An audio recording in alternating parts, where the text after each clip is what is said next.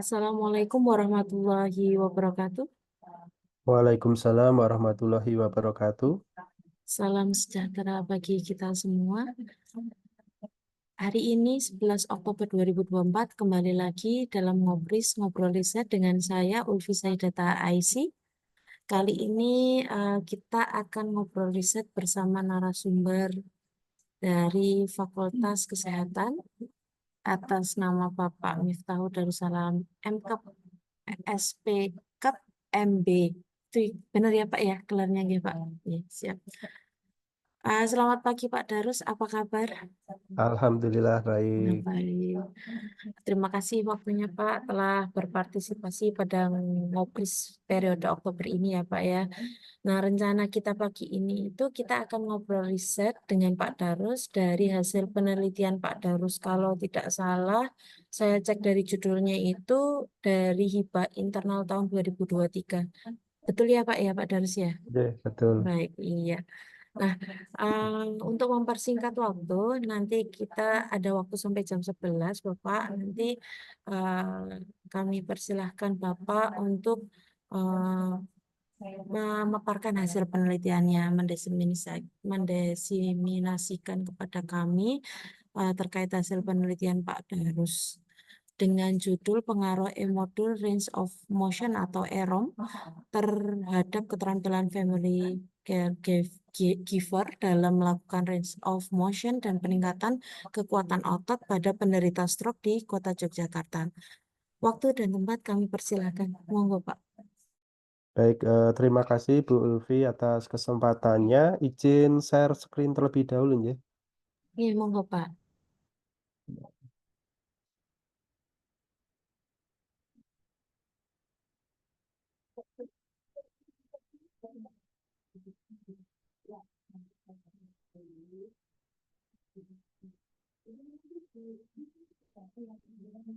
Apakah sudah terlihat, Bu?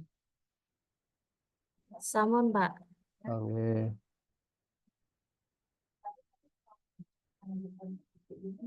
Baik, Assalamualaikum warahmatullahi wabarakatuh. Waalaikumsalam warahmatullahi wabarakatuh. Baik, pada kesempatan kali ini saya diminta dari LPPM untuk diseminasi hasil penelitian dalam ngobrol riset LPPM ya.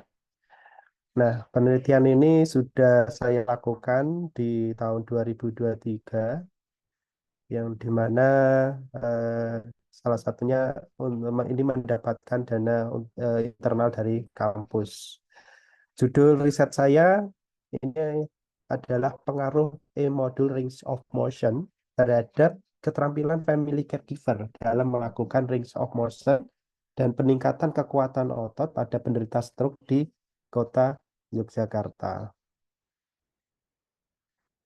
Nah, untuk latar belakang kenapa saya memilih family caregiver pasien stroke, karena ini terkait dengan peran keluarga, yang dimana peran keluarga itu mempunyai beberapa fungsi ya. Yang pertama, ini terkait dengan dukungan. Jadi dukungan family caregiver ini terkait dengan informasi itu banyak ya. Jadi family caregiver keluarga ini akan berusaha mencari, menyaring, memberi informasi yang relevan tentang penyakit, obat-obatan, prosedur medis ya, atau pengaturan perawatan selanjutnya itu seperti apa ya. Bahkan kita ketika ada salah satu anggota keluarga kita tidak hanya terkait dengan obat-obatan saja ya. Kadang kita juga memilih opsi terkait dengan sudut pandang ekonomi. Ya, ini yang lebih murah yang mana? Dokternya yang cocok yang mana? Nah, kita sebagai keluarga pasti akan mencari informasi tersebut ya. Kemudian ada dukungan instrumental. Dukungan instrumental ini melibatkan fisik ya secara langsung. Jadi kita keluarga, terutama pada pasien stroke ya, apalagi pasien stroke ini mengalami total ketergantungan. pasti keluarga yang ada di sampingnya 24 jam full ini ya, itu akan membantu apa aktivitas sehari-harinya. Jadi mulai makan, mandi, berpakaian, kemudian mengingatkan obat, kemudian membawa kontrol ya, kontrol ke rumah sakit. Nah, itu eh, dukungan instrumental. Jadi peran instrumental ini sangat vital sekali. Kemudian ada dukungan emosional. Jadi kalau dilihat dari dukungan emosional, jadi kita bagaimana memberikan kehadiran yang penuh kasih sayang, ya. Jadi ketika keluarga ada yang mengalami ketergantungan, kemudian mengeluh secara psikologis, ya kita sebagai pendengar yang baik. Jadi menawarkan kenyamanan dan bahkan keluarga ini berfungsi adalah memberikan dorongan moral, ya, selama masa sulit yang dialami oleh penderita stroke ini. Kemudian dukungan penilaian, ya. Jadi untuk dukungan penilaian ini eh, family caregiver istilahnya apa ya menilai ya situasi medis. Jadi mempertimbangkan pro dan kontra dari berbagai pilihan pengobatan. Kemudian bahkan keluarga ini berfungsi sebagai advokat ya, advokasi mewakili pasien yang memang kadang dari segi kognitif, dari segi ketergantungan itu tidak bisa memberikan keputusan secara langsung. Jadi memang kita sebagai keluarga harus memberikan yang terbaik. Nah, ini dukungan penilaian ini juga penting. Makanya kenapa family caregiver penting? Ya, ini ada informasi tadi, instrumental, penilaian, dan emosional. Nah, untuk penelitian yang saya ambil ini pemilihan lokasinya ada alasannya ya. Jadi kalau dilihat dari data Riskerdas tahun 2018 terkait dengan insiden stroke ya DIY ini peringkat 2 nasional. Jadi 14,6 orang per mil setelah Provinsi Kalimantan Timur ya. Yaitu Kalimantan Timur itu 14,7 orang per mil per 1.000 orang ya. Nah, kemarin di data Survei Kesehatan Indonesia di tahun 2023 ternyata yang mengejutkan adalah DIY justru sekarang menempati yang pertama ya dengan prevalensi stroke ini 14,4 diikuti oleh Sulawesi Utara kemudian Kalimantan Timur. Nah, yang tadi di 2018 itu Kalimantan Timur itu 14,7, sekarang peringkat ketiga. Justru yang Jogja ini yang meningkat. Nah, ketika saya telisik lagi eh, dari 5 kota di DIY, ternyata kota Jogja ini yang tertinggi, 1,5 per 1.000 penduduk dibandingkan daerah lain. Bantul, Kulon Progo, Sleman, Gunung Kidul. Kemudian berdasarkan proporsi tingkat ketergantungan ya pada penduduk umur lebih dari 60 tahun.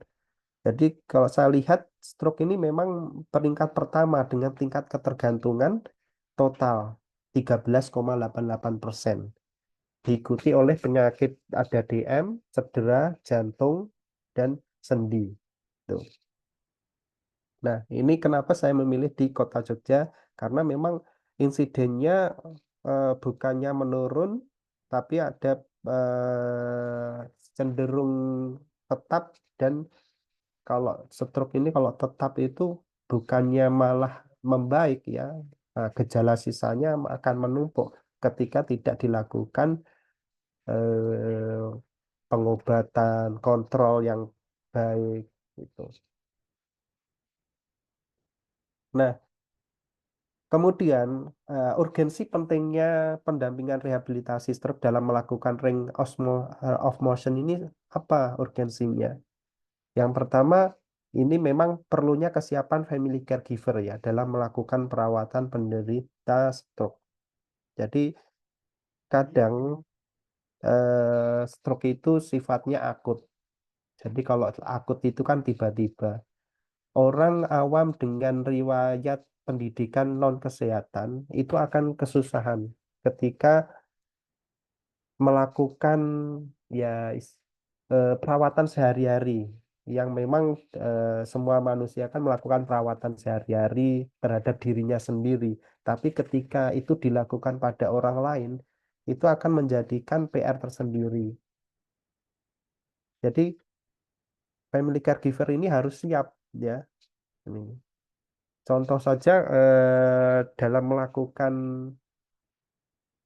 bantuan keramas ya, mencuci rambut itu yang benar itu seperti apa, itu sulit ketika pada pasien dengan ketergantungan total. Jadi bagaimana kalau memandikan di atas tempat tidur, tanpa tempat tidurnya basah, tanpa airnya masuk ke telinga, itu kan butuh ilmu yang khusus.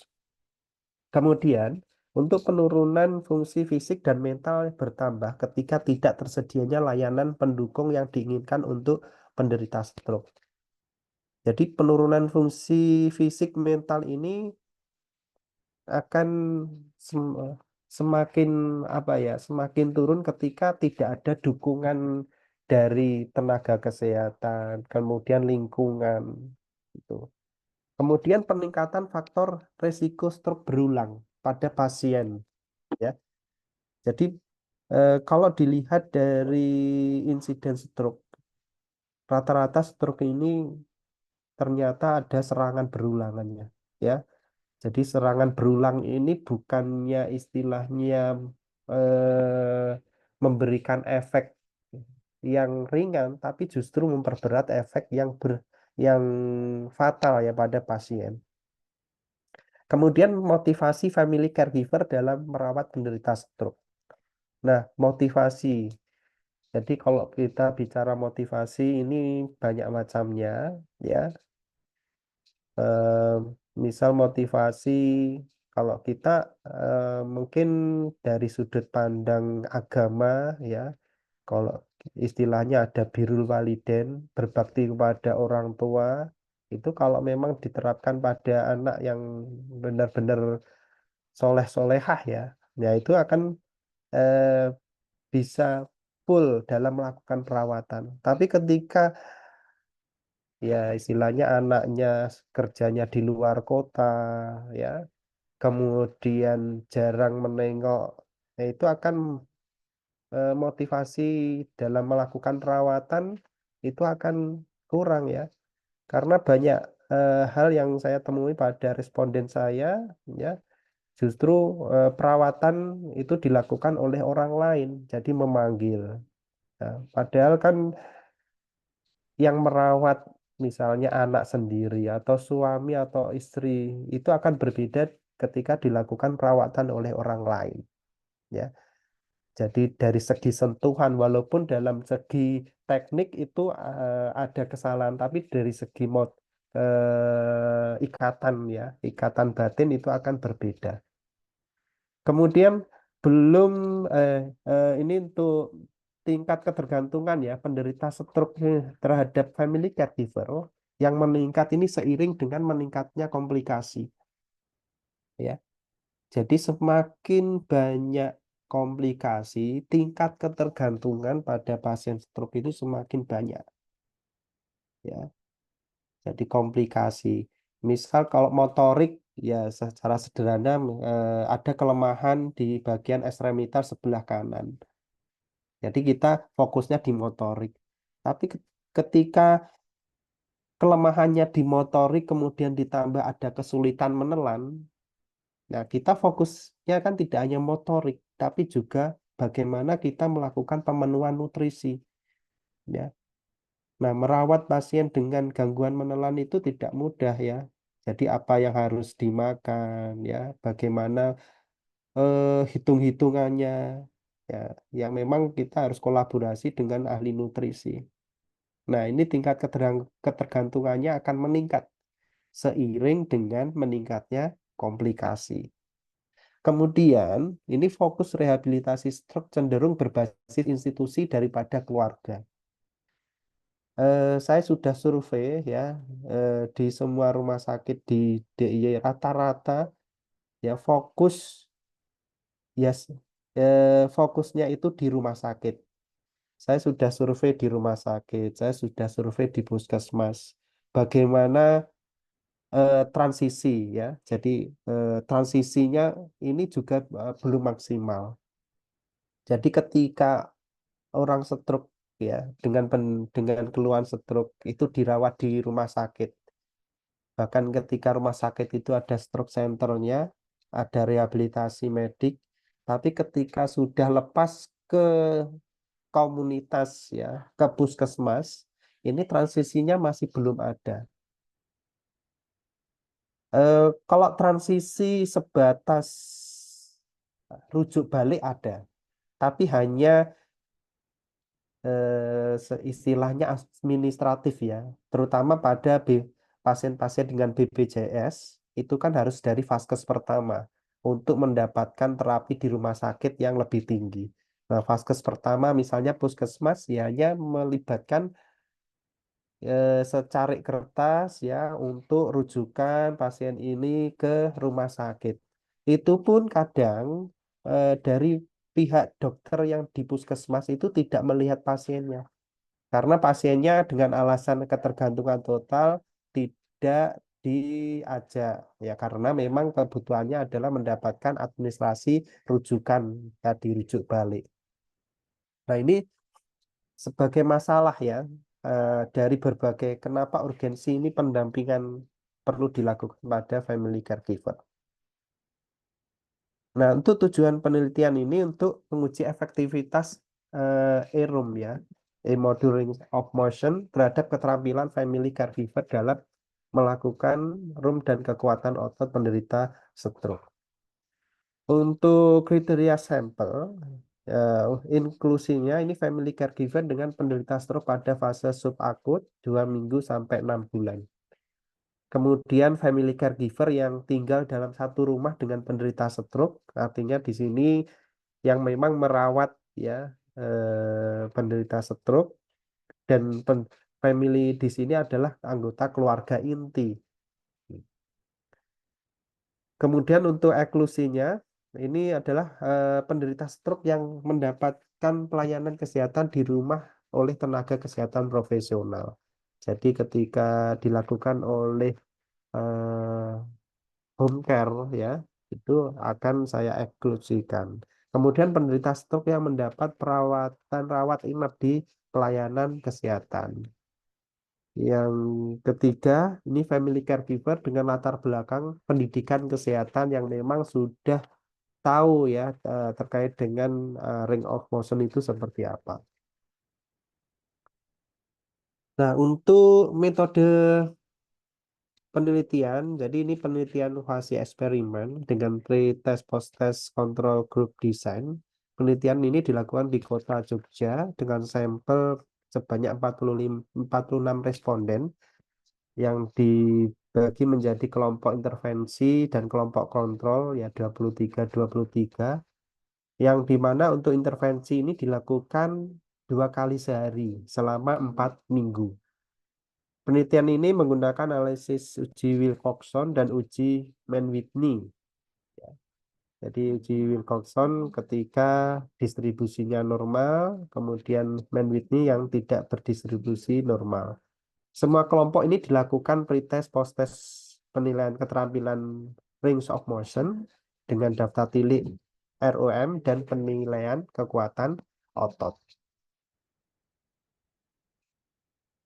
Nah, untuk hasil penelitian, jadi family caregiver di sini dari segi karakteristik responden eh, untuk kelompok intervensi maupun kontrol ini didominasi oleh perempuan ya, female ya 18 atau 78,3 untuk untuk perempuan ya. Kemudian 16 responden untuk kontrol grupnya. Kemudian untuk pendidikan untuk kelompok intervensi ini didominasi SMA ya, lulusan SMA 11 responden atau 47,8%. Kemudian untuk yang kontrol ini SMP yaitu 7 responden atau 30,4%. Kemudian untuk pekerjaan kedua-duanya intervensi maupun kontrol ini didominasi ada buruh ya, 9 responden untuk intervensi, 7 responden untuk kontrol. Kemudian untuk hubungan dengan pasien, ini didominasi kedua-duanya adalah suami, 13 responden untuk intervensi, 14 responden untuk kelompok kontrol. Dan untuk umur di kelompok intervensi, ini rentangnya 35 sampai 79. Dengan rata-rata 53 tahun, kemudian untuk kelompok kontrol ini 30 sampai 69 dengan rata-rata 53,52. Nah, terkait dengan eh, variabel kekuatan otot ya. Jadi kekuatan otot penderita stroke ini menunjukkan ada perbedaan rata ya. Perbedaan rata kekuatan otot sebelum perlakuan dan sesudah perlakuan. Jadi nilainya 0,025. Namun untuk kekuatan otot pada kelompok kontrol ini tidak ada perbedaan yang dengan rata-rata nilai 0,317. Kekuatan otot sebelum pada kelompok perlakuan dan kontrol ini tidak ada perbedaan. Artinya berangkat dengan kekuatan otot yang hampir sama dengan nilai p-value 0,707 ya. Untuk kekuatan otot sesudah perlakuan didapatkan tidak ada perbedaan juga. Jadi 0,499.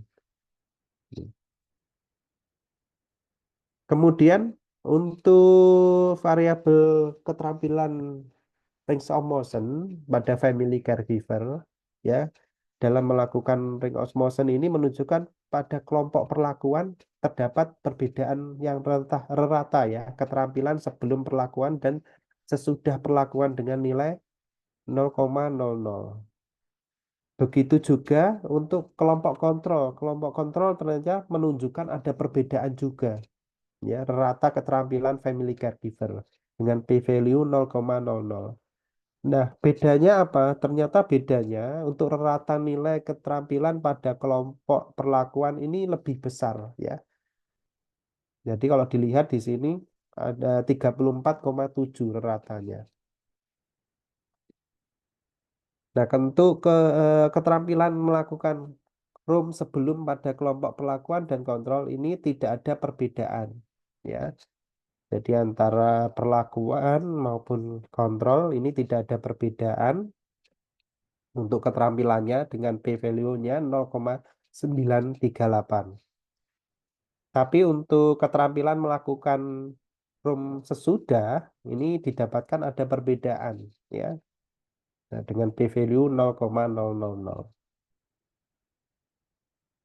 Nah, untuk pembahasan, jadi memang kenapa room ini penting? Room ini dapat meningkatkan apa fleksibilitas ya dan luas gerak sendi pada penderita stroke ya.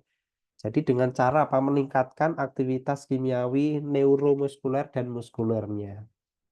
Jadi kalau berdasarkan hasil penelitian ini kekuatan otot kelompok kontrol menunjukkan tidak ada perbedaan. Karena apa? Karena memang dapat dipastikan kelompok kontrol ini tidak mendapatkan latihan room yang optimal walaupun memang mereka bisa melakukannya. Tapi ketika room yang optimal dan yang rutin ini akan berbeda hasilnya.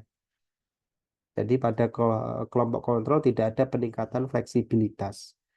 Untuk latihan room yang berulang dan terfokus ini akan mampu apa meningkatkan ya aktivitas kimia, aktivitas otot, ya kemudian apa neuromuskularnya dalam pemulihan penderita stroke. Dan juga apa meningkatkan apa koordinasi antara otot-otot primernya, persendian, ya kemudian antara otak dengan perintah untuk melakukan gerakan pada otot-otot ekstremitas itu akan terkoordinasi dengan baik. Program rehabilitasi stroke ini akan lebih efektif dalam meningkatkan fungsi motorik pada 3 bulan pertama setelah serangan. Ya. Jadi memang pada fase-fase akut ini akan lebih efektif. Ya, jadi banyak penelitian yang mengatakan pada fase akut itu untuk peningkatan kekuatan ototnya itu akan lebih mudah daripada yang pasien dengan kronik itu lebih dari 3 bulan. Nah, untuk efek tidak melakukan ring of motion, ya, jadi ini serat otot itu akan menjadi rusak, ya. Kemudian penggantikan jaringan fibrosa dan jaringan lemaknya itu akan tidak maksimal. Jaringan fibrosa cenderung memendek. Tuh. Sehingga apa? Efeknya akan mengakibatkan penurunan aktivitas sendi. Nah, penurunan aktivitas sendi ini bisa ada kekakuan sendi karena memang tidak pernah digerakkan, ya, males digerakkan, digerakkan tapi tidak optimal, ya. Kemudian penurunan rentang geraknya, ya, jadi rentang geraknya itu menjadi terbatas, kaku, ya. Kemudian belum ke atrofi ototnya. Jadi ada pemendekan otot, ya, penurunan isi dari otot. Nah, ini karena memang jarang dilakukan latihan, gitu. Nah, eh, bagaimana latihan berperan terhadap tubuh pasien? Jadi eh, ini memang ada kaitannya dengan stimulasi neuromuskuler yang akan meningkatkan eksitabilitas serabut parasimpatis yang selanjutnya akan menghasilkan asetilkolin yang menyebabkan apa? Kontraksi. Di sisi lain, mekanisme otot pada otot polos ekstremitas ini akan meningkatkan apa? Mitokondria. Jadi menghasilkan ATP, adenosin trifosfat, yang dimanfaatkan oleh otot ekstremitas untuk kontraksi dan meningkatkan otot-otot polos. Ya. Rum ini dapat meningkatkan sirkulasi. Jadi ketika kontraksi ini kan memberikan efek pembuluh darah itu akan sirkulasinya menjadi lancar. Kalau lancar, suplai oksigen, nutrisi ya di ekstremitas perifer itu juga akan lancar. Tuh. Belum lagi kalau kaitannya dikaitkan dengan organ yang lain juga akan lancar juga, ya. Artinya di sini sirkulasi darah tidak hanya pada ekstremitas yang mengalami kelemahan, tapi juga secara general ya pada seluruh tubuh. Gitu. Apa efek latihan ARUM terhadap keluarga? Jadi banyak temuannya ya, temuan penelitian sebelumnya yang mengungkapkan bahwa intervensi kelompok edukasi suportif ini dapat mengurangi beban ya, beban family caregiver dalam melakukan perawatan penderita stroke. Kemudian untuk media digital elektronik ini akan mengurangi kendala dalam hal banyak hal ya. Kenapa milih elektronik ini dalam hal perjalanan, kemudian waktu, kemudian biaya. Meskipun dinilai kurang dalam hal kedekatan ya, komunikasi, kedekatan batin dengan tenaga kesehatan. Ya. Tapi di penelitian yang lain, ini terdapat penelitian dalam perawatan kritis ini menunjukkan ternyata memang ada juga yang tidak ada perbedaan kepuasan ya, atau pengambilan keputusan antara pertemuan keluarga dengan istilahnya virtual dengan tatap muka. Ya, mungkin ada beberapa faktor yang istilahnya ketika bertemu secara langsung itu memang dari segi kedekatan akan lebih dekat. Namun ketika pertemuan itu dihitung dengan berbayar, nah itu malah bukan mendekat ya, malah menjauh ya. Jadi kesannya karena faktor ekonomi. Tapi ketika kemudian akses dengan digital elektronik ini, keluarga ini bisa apa? hemat waktu, biaya perjalanan. Jadi ketika sewaktu-waktu lupa bisa dibuka. Kemudian bisa dilakukan review. Ya, jadi sama-sama belajar family caregiver dengan pasiennya itu. Yang dimana semuanya itu akan memberikan efek penurunan beban family caregiver, peningkatan kualitas hidup tidak hanya pada family caregiver, ternyata juga peningkatan kualitas hidup pada penderita stroke ya. Karena kalau kita lihat dalam melakukan perawatan yang efektif ya, kemudian melakukan perawatan dengan motivasi yang tinggi, itu akan memberikan efek juga dalam hasil perawatannya daripada yang memberikan perawatan asal-asalan dalam melakukan pendampingan. Nah, untuk kesimpulan ya, jadi Erum ini mampu meningkatkan keterampilan family caregiver ya dalam melakukan range of motion dan meningkatkan kekuatan otot penderita stroke.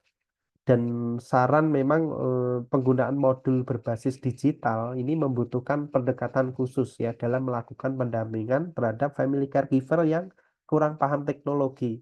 Jadi memang ini kelemahannya adalah keluarga yang memang tidak paham teknologi, tidak bisa akses video ya, kemudian gaptek. Jadi memang harus ada pendampingan juga alternatif media konvensional. Jadi berupa leaflet. Jadi jadi pendidikan kesehatan yang memang sesuai dengan kebutuhan pasien. Jadi kita tidak bisa mengeneral bahwa semuanya harus berbasis digital, tidak. Jadi memang masih perlu kemarin evaluasinya ya memang masih perlu pendampingan dan kita ajarkan langsung itu. Dan untuk rekomendasi ini dapat diaplikasikan sebagai program preventif dan promotif dari perawat kesehatan yang ada di komunitas ya dalam meningkatkan keterampilan family caregiver ya dalam melakukan range of motion, meningkatkan kekuatan otot penderita stroke. Nah, ini untuk dokumentasi kegiatan ya. Kemudian saya menggunakan juga berbasis web, modul juga digital, tapi saya juga mendampingi ke rumah terkait dengan untuk evaluasi ya bagaimana eh, peningkatan pengetahuannya ada atau tidak atau sudah benar dilakukan itu tetap dilakukan pendampingan walaupun memang ada digital modul atau leaflet ya. Untuk luaran penelitian, ini alhamdulillah untuk Haki, saya sudah mendapatkan Haki. Kemudian untuk jurnal, ini sudah ada LOA di Kemas dengan Sinta 1. Nah, mungkin itu dari presentasi yang bisa saya sampaikan pada kesempatan kali ini. Untuk selanjutnya saya serahkan pada Bu Ulfi selaku moderator. Monggo Ibu. Baik, terima kasih Pak Darus. Eh, Menarik ya Pak ya, meskipun saya bukan di bidangnya, saya jadi terinspirasi, jadi mengetahui ternyata dengan adanya arahan dengan ROM itu, baik yang eh, elektronik atau tidak itu berpengaruh bagi family eh, caregiver ya Pak ya, ternyata ya Pak ya. Baik, mungkin Bapak Ibu peserta ngobris atau mau bertanya atau mau sharing juga terkait penelitian dengan Pak Darus terkait E-room ini, pengaruh modul range of motion terhadap keterampilan family caregiver dalam melakukan range of motion untuk meningkatkan kekuatan otot pada penderita stroke. Monggo Bapak Ibu. Ini sambil menunggu Bapak Ibu yang peserta bertanya, saya ingin bertanya Pak. Jadi Ya, monggo. karena saya tidak ada belum tahu ya, room itu tuh memang sudah ada ya Pak ya, roomnya itu sudah ada aturan-aturan poin-poinnya dulu gitu. atau Nggih, gimana sudah ya ada. Pak? Untuk langkah-langkahnya sudah Iya, ada. nggih, nggih, Untuk gerakannya, langkah-langkahnya. nggih. Terus kalau e-modul itu berarti apakah sudah ada yang buat, kemudian memang di penelitian ini Pak Darus juga membuat video juga ya, tadi ada Betul. di YouTube itu ada videonya juga. Itu uh, ada tambahan juga nggak Pak dari Pak Darus dalam membuat e-modulnya itu? Maksudnya tambahan. Tambahan dari yang sudah ada langkah-langkahnya dari room yang ada gitu, atau ada langkah yang lain tambahannya dari penelitiannya Pak Darus gitu. Ya, jadi pada intinya kalau untuk range of motion saya mengikuti dari referensi yang ada dan untuk frekuensinya 2 kali dalam sehari. Ya. Kemudian untuk yang berbeda mungkin dari medianya. Dari media Hmm. saya memang fokusnya di elektroniknya itu ya. Jadi Iya. memang eh, bisa melalui web ya, kemudian bisa dibuka modulnya, kemudian bisa dibuka videonya. Namun memang kelemahannya tadi Bu Ulfi, jadi kita tidak bisa serta-merta menyerahkan semuanya itu secara digital ya. Jadi walaupun responden itu melihat, tapi kadang dalam melihat itu ada miss ya dalam pemahaman terkait dengan gerakannya. Jadi kita memang harus tetap mendampingi. Nah, namun ketika kita melakukan e-modul ini kan kita efeknya itu jangka panjang. Kalau kita Hmm. misalnya sebagai perawat atau petugas kesehatan dengan cangkupan pasien yang luas, terutama ketika di puskesmas di wilayah binaan, kita kan tidak bisa jalan hari ini pasien A, hari kedua pasien B. Nah, ketika kita menggunakan digital ini, kemudian kita bisa monitor ya. Ya, jadi bagaimana Bu? Ini video, coba di video melakukan gerakan tangannya bagaimana? Coba dikirimkan videonya. Nah, kita hanya bisa monitor seperti itu. Ya, jadi Hmm. itu istilahnya kehebatan ke dunia digital dalam Iya. dunia kesehatan. Mungkin itu, Bu. Mungkin Bapak Ibu yang lain ada yang mau bertanya?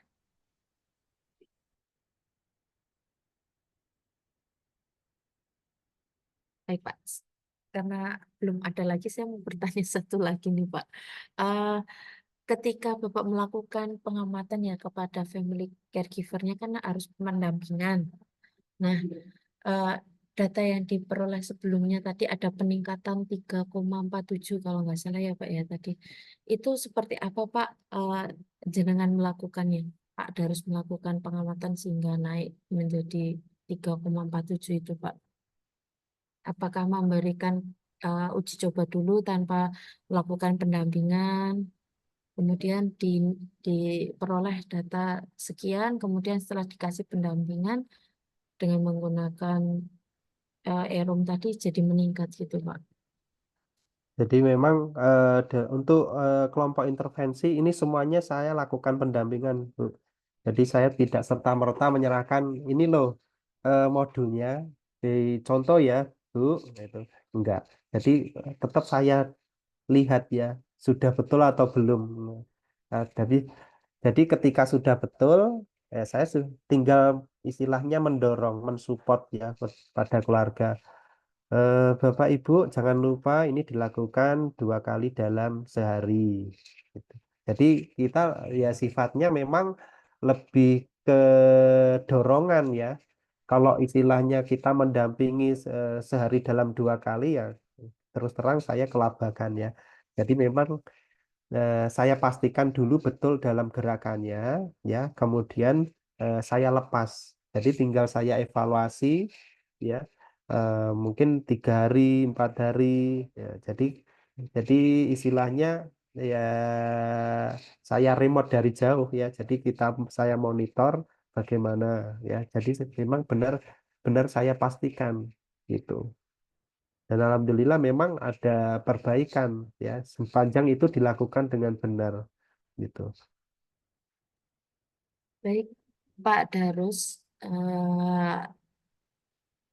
Jika memang sudah tidak ada pertanyaan lain dari Bapak Ibu peserta, sebagai bentuk ucapan terima kasih kami, eh, Pak Darus telah menjadi narasumber kami terlibat dalam ngobrol hari ini. Kami dari LPPM memberikan sertifikat secara simbolik kepada Pak Darus. Terima kasih telah berpartisipasi menjadi narasumber Ngobris Jumat 11 Oktober 2024. Mohon Pak Darus berkenan untuk menerima sertifikat dari kami, Pak. Terima kasih Bu Ulfi atas kesempatannya untuk berbagi ilmu yang dimana ilmu ini ya istilahnya ya sedikit ya. Ya mungkin Bapak Ibu nanti bisa cari referensi yang lebih lengkap ya. Ini hanya sebagai referensi yang sedikit dan terima kasih atas kesempatannya terutama Ibu Tri Sunarsi ya. Terima kasih banyak Bu Tri Sunarsi. Ya, ini Ya, baik, Pak. Sebelum kita memasuki acara terakhir, kami foto bersama dulu, nggih, Pak. Monggo ya, Bu. Bapak Ibu bisa kameranya di-on-kan untuk saya ambil dokumentasi hari ini. Baik, saya ambil gambar nih, Pak. 1, 2, 3.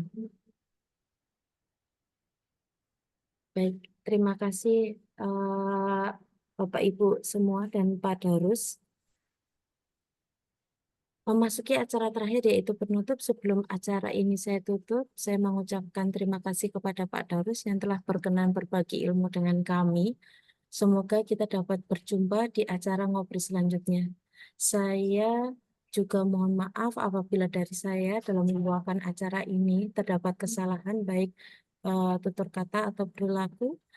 Kemudian kita dapat berjumpa lagi di acara Ngopris 2 minggu lagi ya Bapak Ibu ya. Saya Ulfi Saidata IC pamit undur diri. Wassalamualaikum warahmatullahi wabarakatuh. Waalaikumsalam warahmatullahi wabarakatuh. Terima kasih Pak Darus, terima kasih Bapak Ibu. Sami-sami.